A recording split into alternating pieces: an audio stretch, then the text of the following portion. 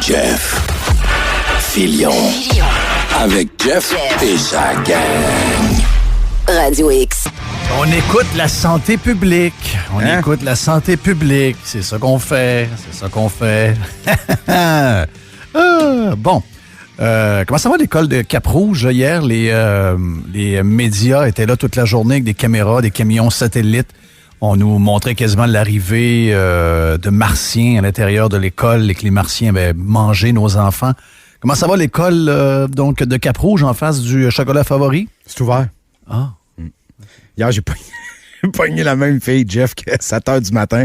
Il était rendu bulletin de 6 h le soir. Mais l'école est annoncée depuis 4 heures. Elle disait, finalement, ça rouvre, là. C'était un cas, puis la classe est déjà fermée. c'est de la folie. Elle passait la journée dehors avec son masque. Oui, elle passait la journée dehors. Mais là, aujourd'hui, cette école ne peut être rouverte en raison des variants. Et là, l'école est ouverte aujourd'hui. Oh, c'est de la folie. On est dans la folie terrible. Mais on suit la santé publique. Je suis la santé publique comme j'écoute ma mère. Oui. Ma mère. Jerry, t'es salué, mon ami. Yes. JC aussi. Yann Sénéchal n'est pas trop loin. Quelque part dans son bureau. On va lui parler dans quelques instants. On a des petites affaires à jaser comme ça. Petites affaires vite. La bourse, c'est... Bon, il y a des gens qui vendent du stock, j'imagine, pour faire quelques profits. Mais je veux que tu me parles, Jerry, pareil, d'un sujet. Je pense qu'il n'y a pas une journée où on n'a pas une histoire sur Tesla. Et Tesla, depuis quelque temps, se fait malmener à la bourse. Et il semblerait que c'est un peu de plus en plus lié avec le Bitcoin. Essaye de me raconter ça pour que je comprenne quelque chose.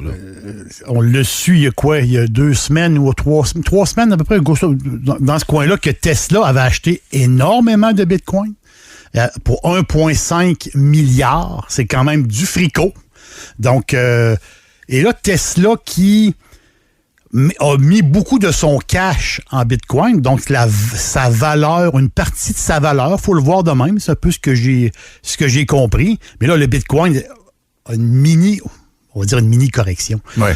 Ça dépend comment tu regardes le Bitcoin. Si tu le regardes sur 1 an, si tu le regardes sur 2 ans, sur 10 ans, puis si tu le regardes sur 3 mois ou 1 mois, ben c'est différent. La vision est complètement différente. Donc là, le Bitcoin, présentement, il y a une correction un peu sur le Bitcoin. Donc, si Tesla, présentement, est un peu malmené, il y a certains analystes qui disent que, vu que Tesla a acheté énormément de Bitcoin, parce que ce qu'ils veulent un jour aussi... Et ça se peut-tu qu'on les ait pris en grippe sur Reddit, là, qui est devenu comme la nouvelle place où on décide quel stock on va pomper, lequel on va emmener ses genoux? Il y a une force de petits traders là, qui sont capables de faire bouger les choses de manière un peu exceptionnelle. Est-ce qu'il y a un lien avec Reddit? Peut-être, sauf que ça peut être dangereux parce que historiquement, ceux qui ont vendu à découvert, donc les shorts, ceux qui peuvent, parce qu'à la bourse, on l'achète, on peut acheter pour vouloir que ça monte, mais on peut vendre pour vouloir que ça baisse. Donc, si je regarde, mettons, le nombre d'actions en circulation de Tesla, et je regarde le nombre d'actions qui sont shortées, c'est à peu près 7%. Donc, je pense pas qu'il y ait...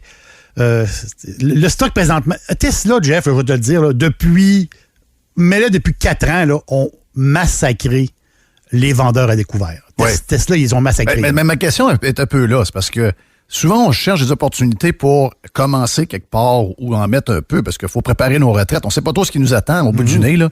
On essaie de trouver des opportunités. Des fois, quand on en parle, il est déjà trop tard. Donc, le banc de poisson arrive et boum, après ça... Mais quand il y a un stock décent, puis je sais que beaucoup de gens de Québec, surtout ceux qui ont des Tesla, sont des amoureux d'acheter, de revendre, de racheter quand ça baisse. Oui. Est-ce qu'on a une opportunité d'acheter là du Tesla où il y a encore trop de grenouillage? Mais là, en même temps, s'il y a de grenouillage fini aujourd'hui puis ça se met à monter demain, bien là, on va manquer une autre belle histoire. À un moment donné, il y a des gens qui ont dit, écoute, j'ai été critique envers Tesla, je me demandais où ça s'en allait cette affaire-là, mais j'ai 3-4 de mes chums qui ont fait 3-4 rides, le fun.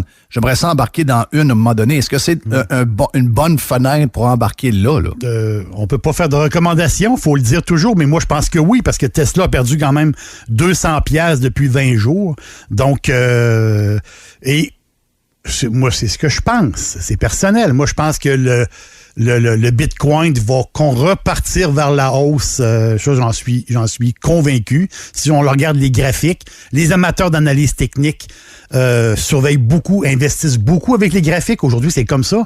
Tu peux investir avec ton flair, avec le fondamental. Mais aujourd'hui, il y a beaucoup, d'après moi, il y a plus de la moitié des investisseurs qui investissent seulement du côté technique. Ça veut dire quoi? Ils analysent les graphiques pour faire leur placement. Moi, je pense que Tesla, avec la baisse qu'il y a eu dernièrement, je pense que c'est un bon point d'entrée. On est dans le Mardi Gras aujourd'hui sur Radio X. On a beaucoup de monde. Yann Sénéchal, je vous le disais, est stand-by. On a Régent Tremblay, Mardi Gras. Régent est là. Éric Duhem va être là. On a le One-Two Punch à l'envers qu'on a fait un peu plus tôt avec notre ami Dom Moret dans le cadre de Radio Pirate. On vous présente ça. On a plein d'affaires à vous jaser. Juste vous dire un peu à l'avance qu'on va parler probablement avec Régent de son article de ce matin. Si vous ne l'avez pas lu, allez le lire parce que... Puis, j'aurais pas peur de le dire à Régent. J'ai jamais pensé que Régent est un grand analyste de hockey. C'est un excellent journaliste sportif qui a un pif extraordinaire pour trouver les bonnes histoires puis nous les raconter à la manière qu'il les raconte. Mais je suis obligé de vous dire que le texte de ce matin est probablement... En tout cas, on voit du bon vieux Régent où Régent est en train de commencer tranquillement, pas vite, à demander la tête du coach parce que on s'entend qu'on est déjà rendu au mois de mars et il y a eu une transformation chez le CH. Et j'ai hâte d'en parler avec Régent tantôt parce que qu'est-ce qui est arrivé qu'on gagnait 7-3 et que maintenant on perd 3-2? Moi, j'avais déjà ma philosophie là-dessus, m'avais déjà entendu. Claude Julien aime mieux perdre 3-2 que gagner 7-4. Mais j'avais pas allumé pourquoi. Comment ça que Claude Julien aime mieux perdre 3-2 que gagner 7-4? Il y a toujours un pourquoi. Il y a toujours un pourquoi. Oui. Et dans le texte de Régent, si vous l'avez lu, c'est que Carey Price, qui a des statistiques épouvantables, dans le sens de très mauvaises. Encore une fois, on prend Lack Anytime, puis Jake Allen, regardons, on peut le prendre aussi, puis le gars à Toronto qui était supposément pas bon et pas mal meilleur. Un des meilleurs goalers qu'on pensait fini dans les stats de cette année, c'est Marc-André Fleury. Les stats de Carey Price sont épouvantables, OK?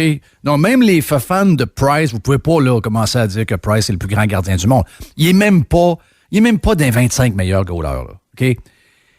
Et ce que Régent nous dit, c'est que Claude Julien a été obligé de changer le style ouvert où on faisait confiance aux joueurs offensifs pour créer des opportunités de marquer puis avoir des buts pas mal, comme on a eu dans les 6-7 premières games. Donc, autrement dit, Toffoli, le jeune Suzuki, allez, vous autres, vous passinez par le gros allié là, qu'on a amené Johnson, là, le gros remplissez le net. Puis, si on s'en fait compter 4, pas grave. Mais il y en a un qui n'aimait pas ça. Il y en a un qui veut avoir un système fermé pour avoir le moins de shots de qualité possible pour ses stats. Donc, celui qui aime mieux perdre 3-2 que gagner 7-5, parce qu'on s'entend que dans les stats de goaler, t'es mieux de perdre 3-2 si t'enlèves la colonne victoire-défaite. Si tu regardes juste les pourcentages d'arrêt puis la moyenne de buts par match, probablement que t'es mieux de perdre 3-2 que gagner 7-5. Ouais, c'est gros, là. Toi, ce que tu dis, c'est que Price aime mieux perdre que de jouer dans sa moyenne, là. Je te dis pas qu'il dit ça. Je te dis qu'en demandant ça, ça fait ça.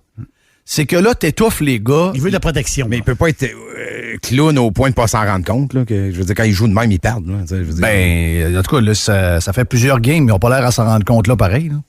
Ils n'ont pas l'air à vouloir changer le style de jeu. C'est plus le même Canadien, c'est plus le même CH. Ouais, je sais bien, mais... Tu sais, Canadien, les débuts de saison, là, je sais pas si vous vous souvenez, mais c'est tout le temps des gros débuts de saison. Ouais, mais tout pas, le temps des 6-7 victoires, ça part. Mais pas 7 buts. Peut-être pas, là. Peut-être qu'il y a un peu plus de punch, mais moi, c'est une récurrence dans ma tête qu'à chaque année... Non, mais restons sur le coaching. Oublie, je suis d'accord avec toi, t'as raison. T'as raison, le Canadien a toujours, surtout avec Michel Therrien, le Canadien a toujours réussi à avoir des bons débuts de saison. On dirait que c'est le temps que les équipes se placent puis qu'ils réalisent comment... On dirait qu'ils sont faciles à lire. Mais pas là. Là, c'est le coach lui-même qui a décidé de transformer son club avec une offensive ouverte. Oui, offensive ouverte veut dire plus de chances de l'autre bord. Ouais, ça y va des deux bords. Mais c'est flagrant, là, le changement. Là, on est rendu qu'on pratique la maudite boîte. On a l'impression que c'est Jacques Lemaire qui coach. Ouais. Je veux dire, on a complètement transformé l'ADN du club qu'on trouvait bon au début, qui nous excitait. Vous remarquez qu'on a entendu parler ben de monde là, qui était excité au début, sont comme... Même il y en a même qui ont lâché. Là. Il y en a même que le spectacle n'est plus là. Il n'y a plus de show. Je suis d'accord avec toi. En fait, le seul bout où je suis pas sûr, ça vient de Price. Moi, Claude Julien, c'est un coach de cette époque-là aussi. Là. C'est un coach qui aime ça farmer, qui aime ça que ça recule. Il aime ça, il fait partie de cette vague de coaching-là aussi. Peut-être qu'au début, il les a laissés un peu plus aller. Les jeunes s'amusaient, puis ça y allait de tous les bords. Il a décidé de reprendre le compte. Moi, j'écarte pas le coach non plus là-dedans. Moi, la seule chose que je te dis, moi, personnellement, je l'ai dit en ondes à Radio X la semaine passée, puis il y a une dizaine de jours, je vous ai dit, Claude Julien aime mieux perdre 3-2 que gagner 7-4. OK, ça, je tiens encore mon liner. Mais ce que Régent Tremblay, c'est pour ça qu'il parle tantôt, ce que Régent rajoute ce matin dans son article du Journal de Montréal, c'est du bon vieux Régent de la presse, là, il est là. C'est que Carey Price est allé broyer dans le bureau à Julien pour qu'on ferme le jeu. C'est un scandale. Ben. C'est pas de tes affaires. Va gauler, puis laisse-moi. Ouais, mais Price, man. On a donné ce pouvoir-là à Carey Price pour des raisons que je connais pas, je comprends pas. Oui, mais Jeff, ça va avec le reste. Les joueurs, c'est comme les jeux. Là, c'est rendu fou. C'est eux autres qui décident quand ils se couchent, quand ils se... Ah, je sais. Ça va avec le reste. Moi, regarde, le coach, c'est le coach. Toi, tu goal, ferme ta boîte, go. On en parle avec Régent tantôt. Les petites affaires, on garoche ça vite avant d'aller à Yann Sénéchal. Vous savez qu'il y a des endroits que j'ai décidé de ne plus aller voir dans ma vie. Il y a des endroits barrés. La COVID m'a... Dans les places qu'il y en a qui vont dire, tu voulais-tu vraiment aller au Nouveau-Brunswick? Non, mais je m'en allais par le Nouveau-Brunswick vers l'est du Canada. Je serais parti avec un genre de petit VR, puis on aurait parti un été avec ma blonde en retraite, puis on aurait été jouer un petit terrain de golf en l'île du Prince-Édouard, puis en Nouvelle-Écosse. Tous ces beaux coins-là, il y a des tracts de golf extraordinaires. Ouais, c'est beau. Mais j'irai pas, parce que, entre autres, le Nouveau-Brunswick nous a barrés pendant la pandémie. Puis moi, quand tu me barres, ben, je barre pour tout le temps. Malheureusement, mon ancienne région, si j'ai le goût d'aller jouer au golf, au club de golf Chicoutimi ou à Arvida, puis d'aller manger un poulet chez Georges, puis d'aller prendre une bière avec des amis dans des bars avec lesquels on a fait les 400 coups dans le temps, je n'irai pas non plus. Parce que les gens du Saguenay m'ont envoyé le message comme de quoi qu'ils ne voulaient pas nous avoir. Pour moi, quand tu me dis ça, pas de problème. Mais je vais m'en souvenir. L'autre gang que je pensais vouloir aller faire un tour à un moment donné pour toutes sortes de raisons, aller voir de la F1, aller jouer au golf, aller profiter de la modernité, etc. Les pays les pays du Middle East. Oui. Les Émirats arabes. Les Émirats arabes. Oui. Le Qatar, j'ai barré la semaine passée, premièrement, parce que je ne sais pas si vous avez vu les images, alors que le chic de je ne sais pas trop quoi là, est là sur le stage, a donné des médailles. Il y a un match de soccer entre des vedettes du soccer masculines et des vedettes féminines. Et le genre de gars là, avec la patente blanche à la tête, le shake de je sais pas trop quoi, là, lui, il a décidé qu'il donnait les médailles aux gars, mais le monsieur en jacket avant, il disait à la fille qui arrive pour aller chercher sa médaille, toi, il faut que tu passes tout douette devant lui parce qu'il peut pas te donner de médaille. C'est épouvantable. Et là, aujourd'hui, on a l'histoire des filles de volleyball qui doivent aller jouer un tournoi mondial dans ce coin-là, où ils se sont fait dire, chez nous, le tournoi mondial, il n'y a pas de bikini. Là. Vous allez avoir un genre de wetsuit au complet, puis c'est de même que ça se passe. Full suit. Ouais, c'est full suit. Donc, c'est une autre place que je voulais aller. Donc, ça va bien dans mon budget. C'est bon. C'est très, très bon. Très, très bonne nouvelle dans le budget. Ça vient de régler bien des affaires. Le Qatar, barré, merci, terminé. Bonsoir. On peut pas vivre avec du monde de même. Sur la planète Terre, à un moment donné, il faut qu'il y en ait qui suivent un peu. Là. Puis moi, je suis le gars le plus ouvert au monde sur laisser les gens vivre comme ils veulent. Dans le sens que tu peux avoir la religion que tu veux, tu peux t'habiller comme tu veux. Moi, je fais pas partie de ceux que ça énerve, là. Mais quand c'est pour... T'sais, moi, si je te donne la liberté, tu vas donner la liberté à tout le monde. C'est pas vrai que tu vas m'empêcher, moi, d'arriver avec ma femme, puis mes enfants, puis d'aller quelque part parce que les femmes n'ont pas les mêmes droits que les hommes. Voyons donc, c'est pas... Dans quelle époque t'es, toi? Ouais, mais c'est religieux. Ben, ta religion est wrong. Ta religion est arriérée de 300 ans. Faites-vous une réunion, puis mettez ça à jour parce que ta religion est complètement dans le champ. C'est pas de même que ça marche, pas de maudite minute. Donc, 14, réglé. Voilà. 11h46 et on s'en va rejoindre. En fait, c'est moi qui va l'ouvrir parce qu'il est de mon côté à moi. Je suis en train de lever des potes. Là, moi aussi. Moi aussi, je suis en train de me demander quel piton je l'ai levé. C'est bien moi. Donc, Yann Sénéchal est à son bureau ce matin. Yann, t'es salué, mon ami? Yes, ça va. Ça va très bien. Hey, Yann, je vais mettre mon téléphone devant moi pour bien le voir. Je te donne des petits chiffres aujourd'hui. Avant que je te donne les chiffres, je veux t'entendre sur quelque chose. Est-ce que c'est bon, ça? Puis, c'est pas des histoires qu'on voit partout, mais ça arrive. L'histoire du CHSLD où les gens ont été vaccinés et qu'il y a eu une éclosion grave de cas de COVID. C'est rien pour rassurer les gens qui ont des questions sur les vaccins. Ben non, c'est sûr. C'est sûr, mais on sait que c'est quelque chose qui peut arriver parce que, l'immunité, elle arrive pas... tu reçois la petite piqûre, l'immunité n'est pas là demain matin. Là. Ça prend un temps à se construire dans le système. Ça prend quelques semaines, en fait.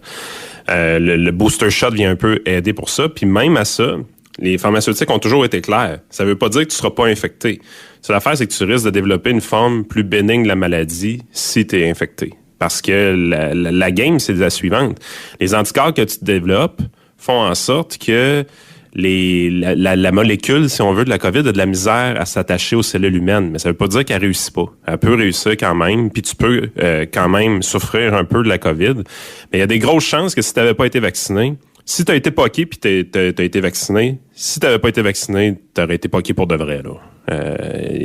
Ça vient vraiment affaiblir le virus quand même. Ça lui enlève une opportunité de s'attacher comme du monde à tes cellules. Les anticorps viennent bloquer ça un peu.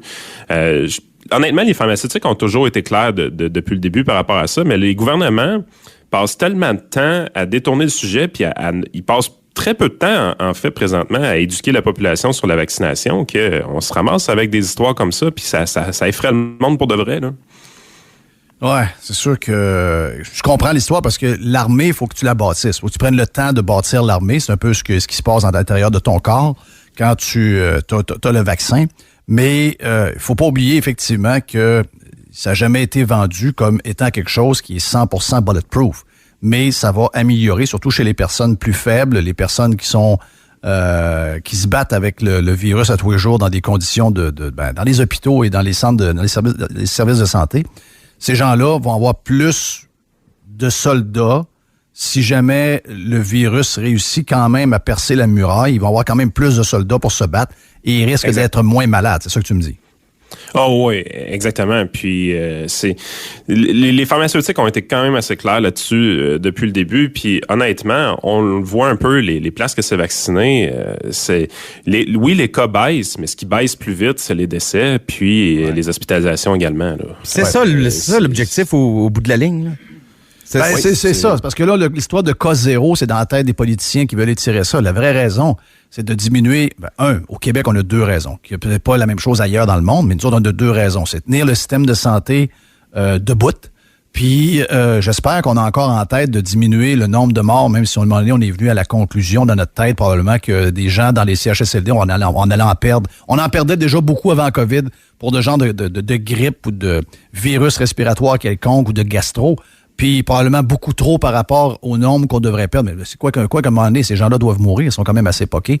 Mais on a comme venu à la conclusion que, regarde, on est un peu cuit, notre système est un peu tout croche, puis les gens vont mourir de la COVID.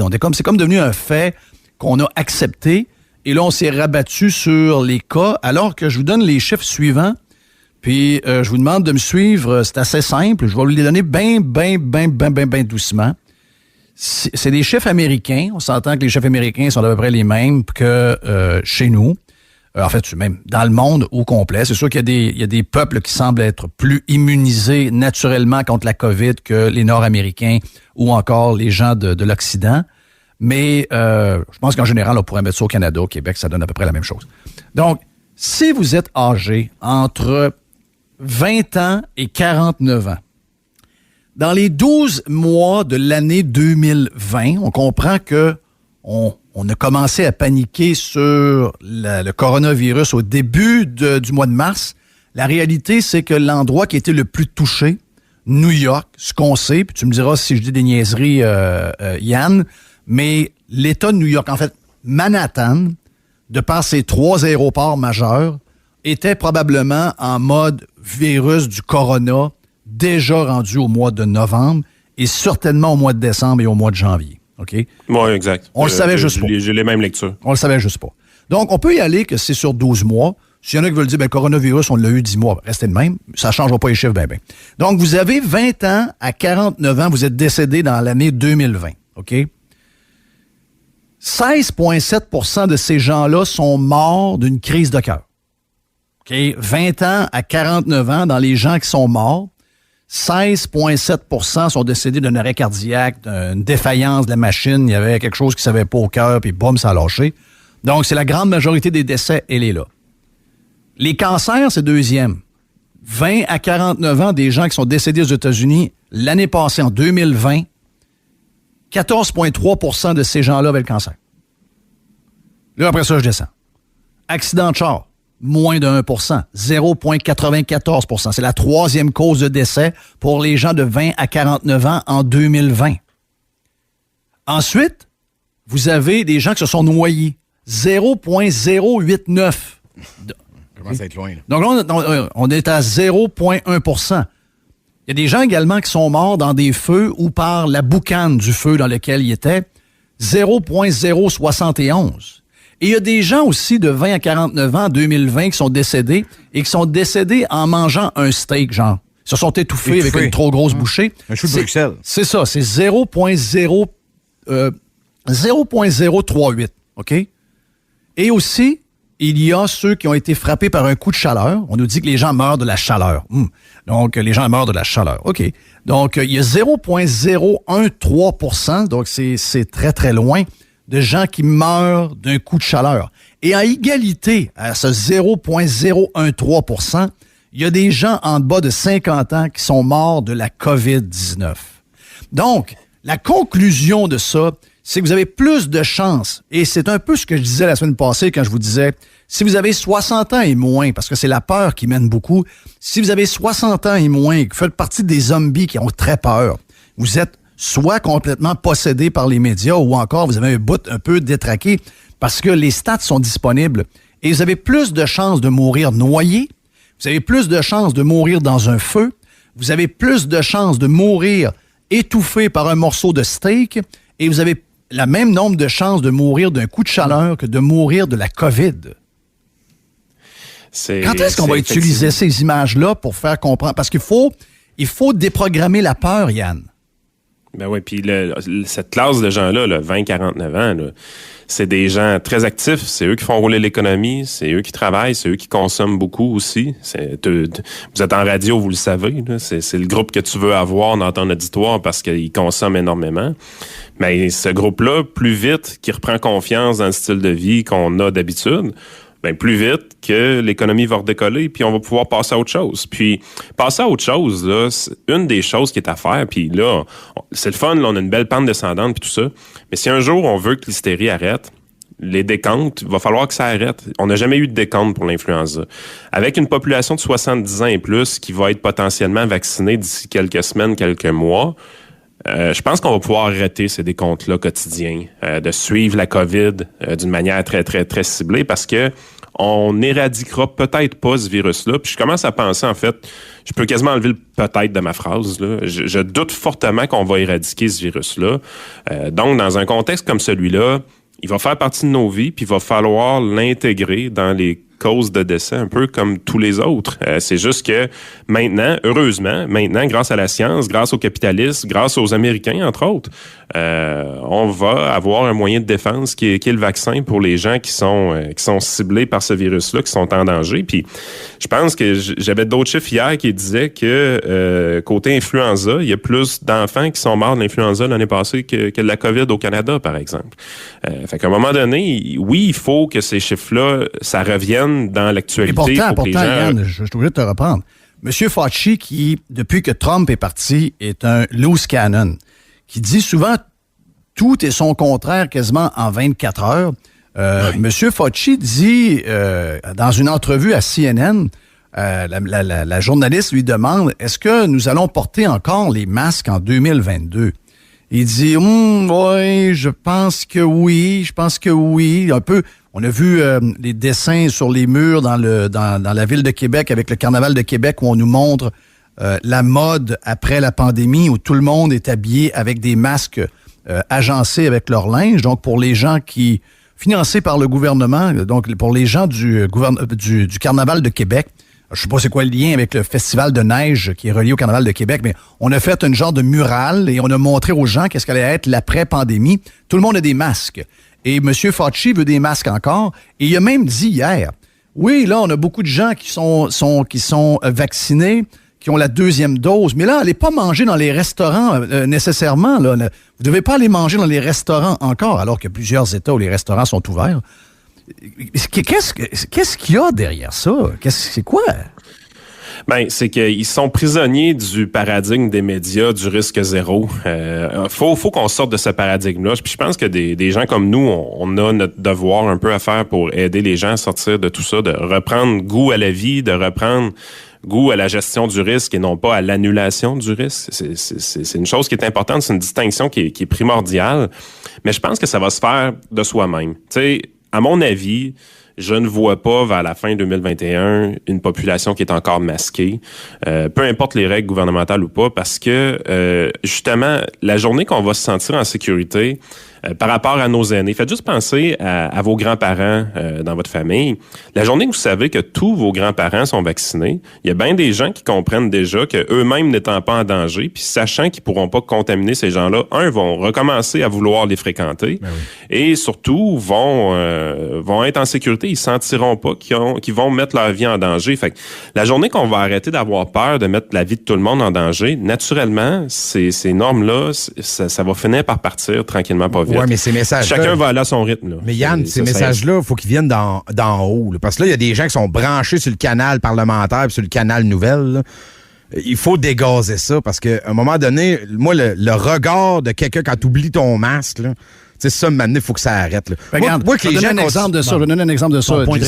Quelqu'un vient nous dire, ils ont vu à Radio-Canada, il y a un reportage d'un couple turc. Parce que là, tu as dit, hey, là, c'est les Américains qui nous ont aidés à avoir le vaccin. Il y a un reportage à Radcan sur un couple turc qui serait derrière quasiment tous les vaccins. C'est une histoire un peu romancée, là. Je veux dire, c'est pas le couple turc qui n'a pas fait les vaccins de toutes les compagnies dans le monde, puis on s'entend qu'il y était des centaines et des centaines. Est-ce que ces deux personnes-là sont des héros? Est-ce qu'ils sont supérieurs à un paquet de chercheurs? C'est clair que oui. Des acteurs majeurs dans l'histoire. C'est des acteurs majeurs, c'est clair que oui. Mais ce qu'on veut dire par là, c'est que l'opération War Speed montée par le gouvernement américain, je sais que ça fait chier que ce soit Trump, mais on peut pas l'enlever de l'équation. Ça a fait partie de la rapidité à laquelle on a réussi à provoquer les choses pour que ces choses-là arrivent.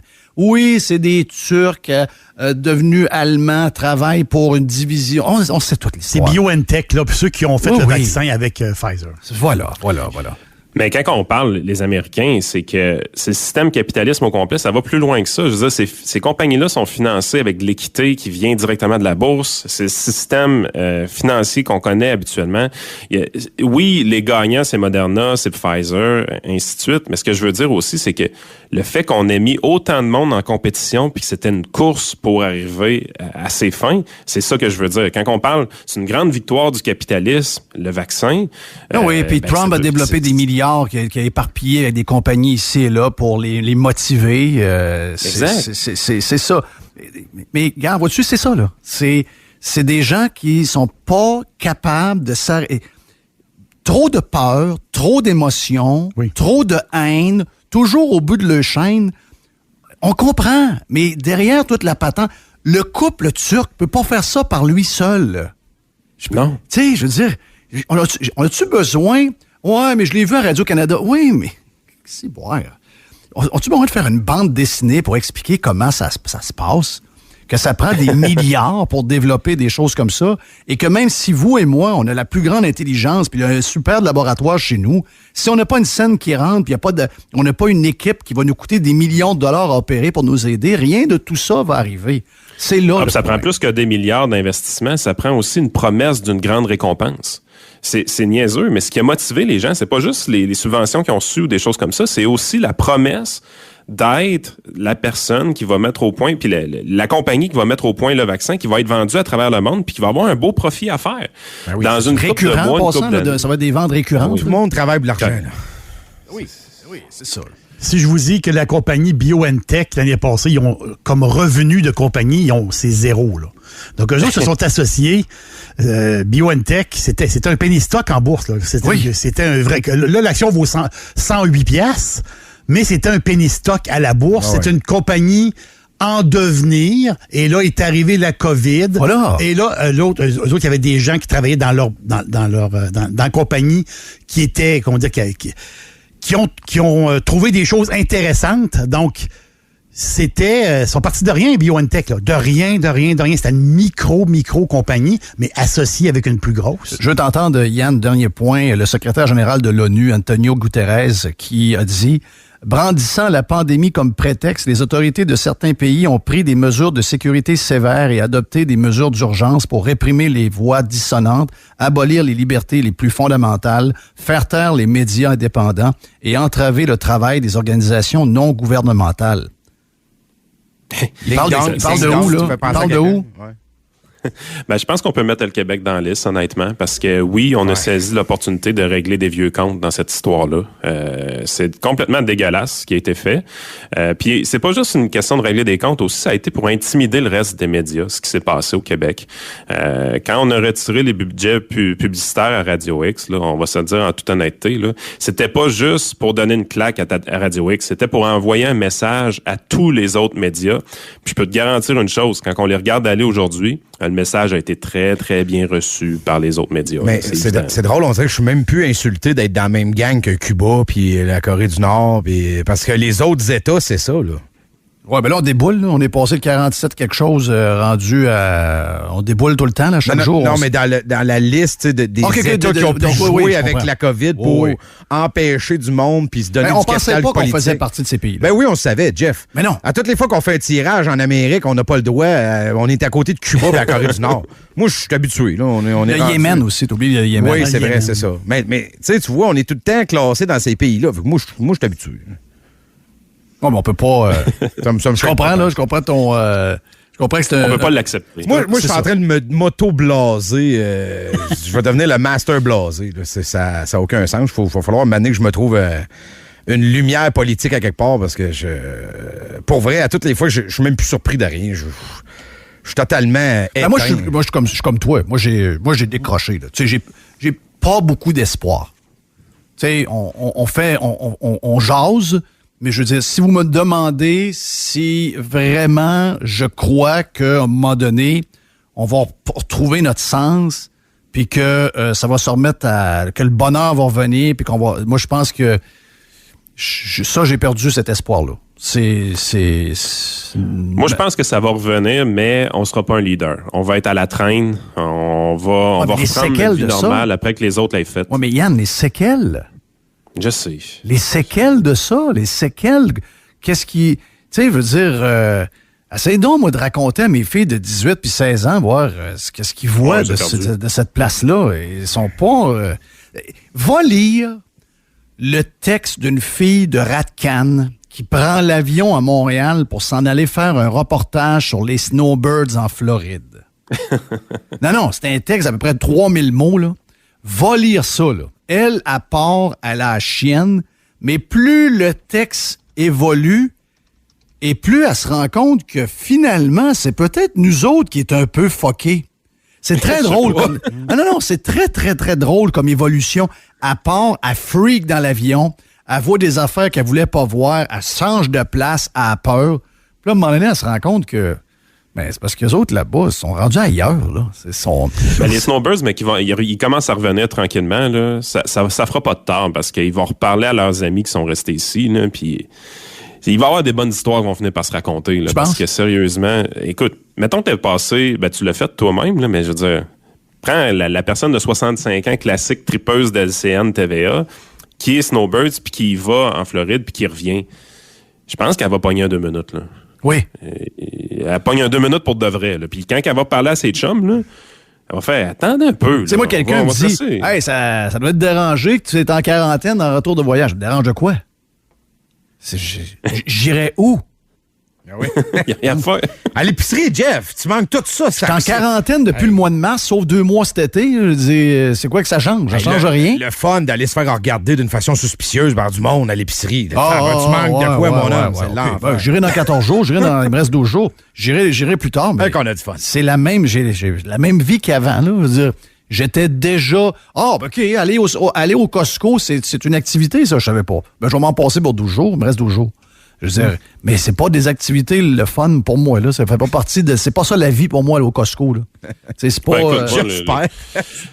Moi, je suis vraiment en mode, on focus pour les kids, la semaine de relâche, on essaie de la faire passer du bon temps. Honnêtement, j'ai hâte pour vrai à la manifestation du 7 mars. Je pense que ça va être une expérience tripante. On va être avec du monde, sérieusement, qui sont motivés aussi. Mais j'essaie de pas trop regarder loin parce que... Tu sais, on voit déjà que ça vit autour de nous. On voit que ça vit en Ontario. On voit que ça vit aux États-Unis. On sait qu'on va recommencer à vivre ici. Mais c'est tellement plate de pas être un leader, de toujours être à la traîne. Moi, je trouve que le Québec a plus de potentiel que ça, mais on dirait qu'on est les seuls à le voir. Ouais, comme je te dis, c'est toute la peur. C'est la peur amenée par cette gang-là. Demain, écoutez Dom Moret demain matin. Là. Il y a un petit dossier, je dirais un bon dossier. Là. Vous allez comprendre beaucoup de choses. Vous allez comprendre beaucoup de choses. Écoutez Dom Moret demain, vous allez comprendre beaucoup, beaucoup, beaucoup de choses. Merci Yann. Yann Sénéchal, votre conseiller.net, si vous avez besoin de lui. On est dans le Mardi Gras. C'est Régent Tremblay qui a un peu mis le bordel avec son article ce matin.